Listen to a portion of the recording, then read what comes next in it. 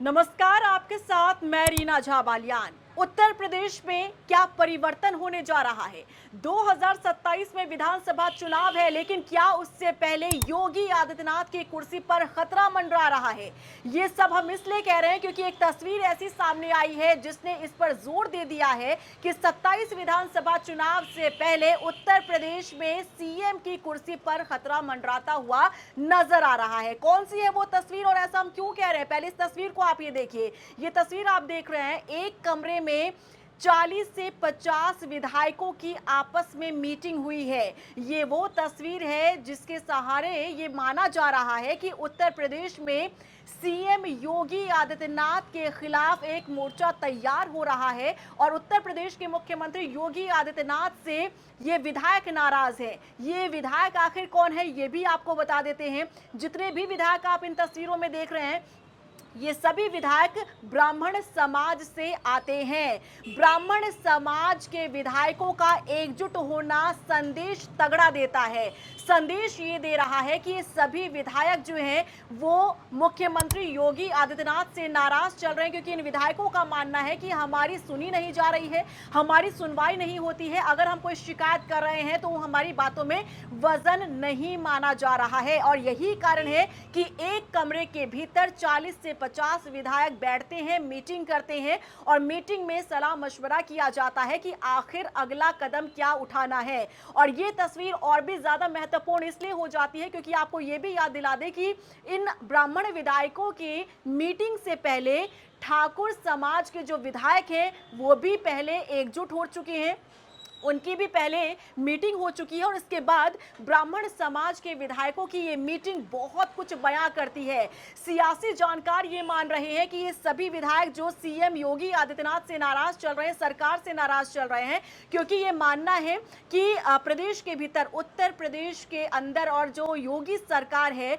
वो कहीं ना कहीं ठाकुर को आगे बढ़ाने की कोशिश कर रही है, ठाकुर का दबदबा चल रहा है और इसीलिए अब जाति के आधार पर किस तरीके से लामबंदी यहां पर देखने को मिल रही है। एक तरफ ठाकुर के विधायक हैं तो दूसरी तरफ यहां पर ब्राह्मण के विधायक नजर आ रहे हैं। और इसी बीच हमने ये भी देखा कि उत्तर प्रदेश बीजेपी ने प्रदेश अध्यक्ष का चेहरा बदला, पंकज चौधरी को वो लेकर आए और वो किसी और दूसरे समाज से आते हैं और ऐसे में ब्राह्मण विधायकों की नाराजगी और भी ज्यादा खास तौर पर निकलकर सामने आ रही है। अब सियासी जानकार किस तरह से इसे आंकड़ों के लिहाज से देख रहे हैं और 2027 विधानसभा चुनाव से जोड़कर देख रहे हैं, आप ये समझने की कोशिश कीजिएगा। देखिए, पहले तो 40 से 50 ये ब्राह्मण विधायकों की नाराजगी, एक कमरे में मीटिंग होना, चाय पर चर्चा होना बहुत कुछ बयां करता है। ये सीधा संदेश, लखनऊ में मीटिंग हुई और सीधा संदेश दिल्ली तक पहुंचेगा। आप समझ रहे हैं इस बात को कि पहले से ये चर्चा होती रही है कि दिल्ली के जो लोग हैं, जो दिल्ली में पूरी टीम बैठी है, वो योगी आदित्यनाथ को पसंद नहीं करती है। बहुत पहले से ही कोशिश चल रही है कि योगी आदित्यनाथ को उनके पद से हटा दिया जाए। और अगर 40 से 50 ब्राह्मण समाज के विधायक अगर एकजुट होते हैं, इसमें ऐसा नहीं है कि सिर्फ बीजेपी के विधायक हो, दूसरे दल के भी विधायक इसमें शामिल हुए और यहां से अगर संदेश दिल्ली तक पहुंचता है तो कहीं ना कहीं वो जो पहले से ही संशय बना हुआ है उस पर कहीं ना कहीं मुहर लगती हुई नजर आएगी और बहुत आसान हो जाएगा दिल्ली वालों को ये परिवर्तन करने के लिए 2027 से पहले। अब इसी के साथ आंकड़ों के लिहाज से अगर हम आपको समझाएं तो ये समझिएगा कि अगर 40 से 50 ब्राह्मण विधायक अगर एकजुट होते हैं और सरकार के खिलाफ अगर वो जाते हैं और इस बात को कहते हैं कि हमारी सुनी नहीं जा रही सरकार में और वो अपनी नाराजगी जाहिर कर रहे हैं, तो इसका कितना असर सरकार पर हो सकता है और 2027 पर ये क्या प्रभाव डाल सकता है। देखिए, आंकड़ों के लिहाज से देखिए, उत्तर प्रदेश की राजनीति में ब्राह्मण मतदाताओं की अगर हम बात करें तो करीब 8 से 10% माने जाते हैं यहाँ पर ब्राह्मण वोटर्स हैं। प्रदेश की 110 से अधिक विधानसभा सीटें ऐसी हैं जहां ब्राह्मण मतदाताओं का प्रभाव निर्णायक भूमिका में रहता है। ब्राह्मण मतदाताओं का प्रभाव निर्णायक भूमिका में यहां पर अगर रहता है तो करीब 12 जिले ऐसे हैं जहां ब्राह्मण आबादी 15% से अधिक है, जिनमें बलरामपुर, बस्ती, संत कबीर नगर, महाराजगंज, ऐसी कई जगहें हैं जहां पर अच्छा खासा प्रभाव जो है ब्राह्मण वोटर्स का पड़ता है। अब देखिए, CSDS लोक नीति के अनुसार 2022 विधानसभा चुनाव में अगर हम देखें तो किस पार्टी को कितना ब्राह्मण वोटर्स का सपोर्ट मिला था, इससे आप समझ सकते हैं। 2022 विधानसभा चुनाव की बात करें तो बीजेपी को 89% वोट मिला था ब्राह्मणों का। समाजवादी पार्टी की बात करें तो 6% वोट ब्राह्मणों का मिला था और कांग्रेस को 1% वोट मिला था। इससे पहले अगर हम जाते 2017 में जब पहली बार मुख्यमंत्री बने थे योगी आदित्यनाथ, तब आप देखिए बीजेपी को 83% ब्राह्मणों ने वोट दिया था, जो इस वर्ग को मजबूत समर्थन को दर्शाता है।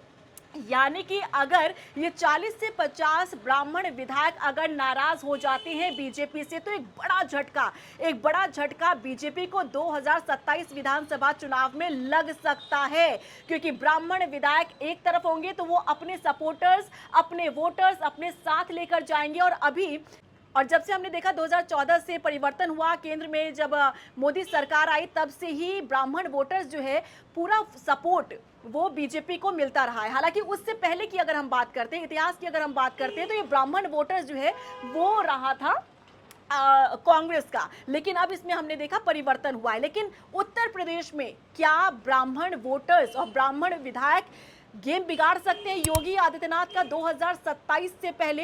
क्योंकि इससे पहले हमने देखा कि ठाकुर विधायक जो है वो नाराज दिखे। अब जिस तरीके से आप ये तस्वीर देख रहे हैं, एक कमरे में ब्राह्मण विधायकों की ये मीटिंग, इन तस्वीरों को देखने के बाद समाजवादी पार्टी एक्टिव मोड में आ गई। समाजवादी पार्टी के महासचिव हैं शिवपाल यादव, उन्होंने सीधे तौर पर यह कहा कि हम इनवाइट कर रहे हैं, हम न्योता दे रहे हैं इन सभी विधायकों को कि आप हमारी तरफ आ जाइए, क्योंकि हम सब जानते हैं कि बीजेपी जो है वो जातिवाद में सभी को बांटना जानती है और वहां पर इन्हें सम्मान नहीं मिल रहा है। उनकी नाराजगी है, विधायकों की सुनी नहीं जा रही, विधायक नाराज है और यही कारण है कि एक कमरे के अंदर ये मीटिंग करने के लिए मजबूर हुए हैं।